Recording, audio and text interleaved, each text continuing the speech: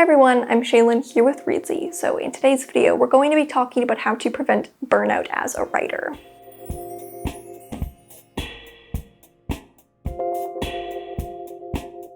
Creative burnout can happen if you're overworked, whether from pushing yourself too hard with your writing or because you're really busy in other aspects of your life. It's something many creative people deal with, and pretty much every writer I know will deal with at some point, if not multiple times. The way I've always felt when dealing with writing burnout is like there are just no words or sentences left in my brain. Like I just cannot come up with a single sentence. It's all gone. It can be quite challenging to deal with and get out of, so learning to avoid and prevent it is really important. So in today's video, I'm going to be running through some tips to help prevent creative burnout and manage it if it happens. First of all, remember that breaks are important and healthy. Many writers will push themselves to write at a really high capacity because, let's be honest, being productive can feel great.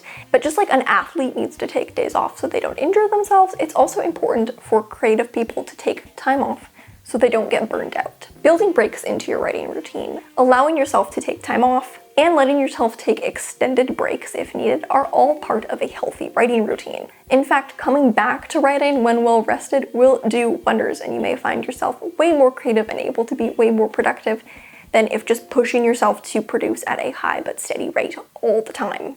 Little tip, if you decide to take an extended break, which is totally warranted and well needed in a lot of cases, I think it helps to set a loose end date. So say you're going to come back to writing in 2 weeks. After 2 weeks, you can reevaluate and ask yourself, okay, am I well rested? Am I ready to come back to this, or do I need more time, and extend if needed? But if you go into a break with basically just an indefinite break, a lot of the time it can go on way longer than needed. Tip number 2, find a healthy writing work-life balance. A lot of the time, burnout can happen when trying to fit writing into an already really busy schedule. In fact, many writers feel like they have to treat writing like a job in and of itself, even if they're not professional writers yet. I'm actually of the mindset that I don't think aspiring unpublished writers should ever be straining themselves to write at all.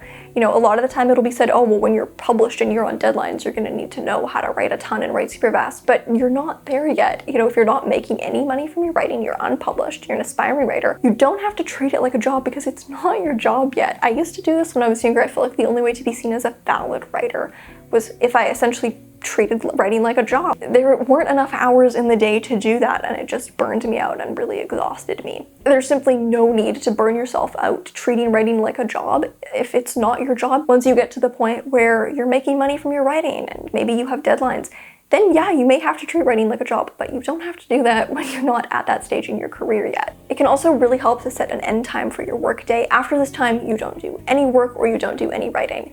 I kind of like to set an end time for my work day and an end time for my writing day. I kind of set those 2 times. It's like, okay, now I'm done work, then a few hours later, now I'm done writing, and it's time to just relax. The next tip is to refine your voice. If you're burnt out or you're nearing burnout, one thing a lot of writers struggle with is the actual craft. Feeling like you just can't craft sentences anymore. Your writing doesn't feel like it's your writing. Your voice doesn't flow naturally. My recommendation is to reread old work of yours that you're really proud of. Reread the work that you feel best encapsulates your voice. I also think it helps to first try writing again in a world you're already comfortable with. You know, don't jump into that new project where you have to get acquainted with all the characters and figure out the style and the voice. Go back to that book that you've been working on for years, that book where writing it is just second nature. That'll be the easiest thing to get into and write new content for.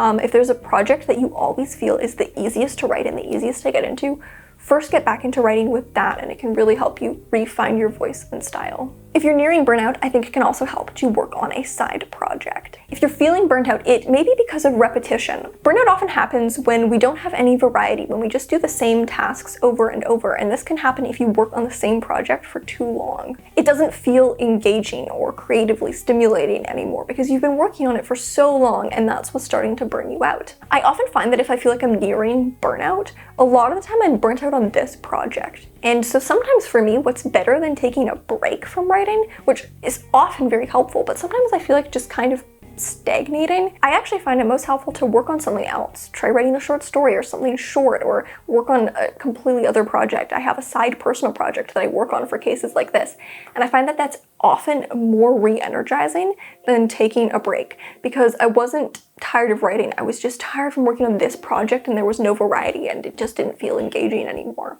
Something new will feel really engaging and exciting to work on.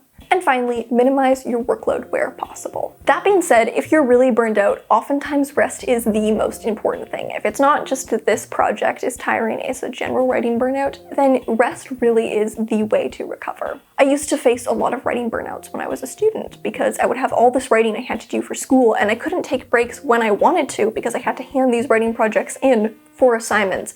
And so one time I just started to be super burned out and I was midway through the semester and I still had a ton of things I had to write and hand in, so I couldn't take a break. That wasn't an option because I wasn't on my own writing schedule. And so if you have deadlines, what I would recommend doing is minimize your workload. Put aside anything that's unnecessary. So I didn't do any kind of personal writing during that time, so I only wrote the things that I truly had to write.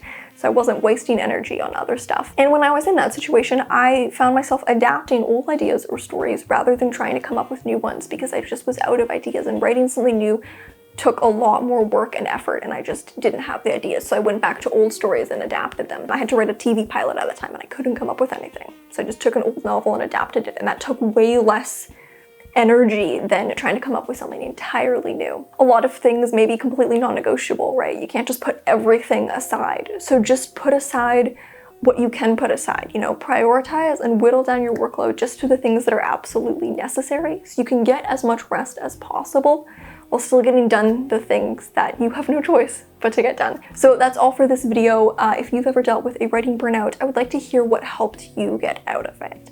It's something that pretty much every writer I know has dealt with at some point, if not multiple times. So if you've dealt with that, I just would like to hear what helped you. So thank you so much for watching. Remember to subscribe and turn on notifications so you don't miss any new videos from us. We've got new writing, editing, and publishing tips every Tuesday and Friday. Until next time, bye.